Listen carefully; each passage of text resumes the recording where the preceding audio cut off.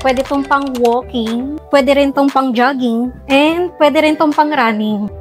So may nagtanong kung ano daw yung best treadmill reco na pang matagalan. And ito yung ma-recommend ko na pang matagalan na best reco na treadmill kasi up to 200 kilograms yung max weight capacity nito. So heavy duty na siya. Pwede tong pang walking, pwede rin tong pang jogging, and pwede rin tong pang running. Ang kagandahan dito, pwede siyang flat, pwede rin siyang naka-incline. Yan, na-adjust yung incline niya dito. As you can see, naka-incline na siya. Foldable din siya.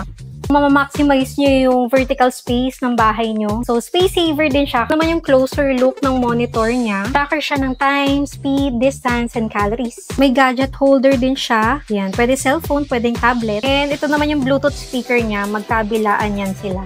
So, pwede rin kayong mag-music dito. Ito naman yung heart rate sensor niya. So, pag hinawakan mo yan, ma-detect niya yung heart rate pulse mo. So, magkabilaan din siya dyan. Pwede mong i-adjust yung speed by push button. Pwede kang mag-advance sa 3, 6, 9, 12. Pwede mong bagalan. Pwede mo din siyang bilisan manually. Or para mas mabilis yung adjustment speed, yan. Pwede rin by adjustment wheel. Din siyang safety lock for safety precaution. Ito, iipit mo siya sa damit mo para pag hindi mo nakayanan yung bilis, automatically magsa-stop yung treadmill pagka natanggal siya. So na rin siyang massager, pang massage ng muscles para mas mabilis maka-recover. And para i-unfold siya, ipupush mo lang yung hydraulic folding niya ng konti.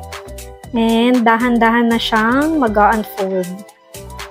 Kaya kung bet nyo rin to, ilalagay ko na lang sa basket or sa comment.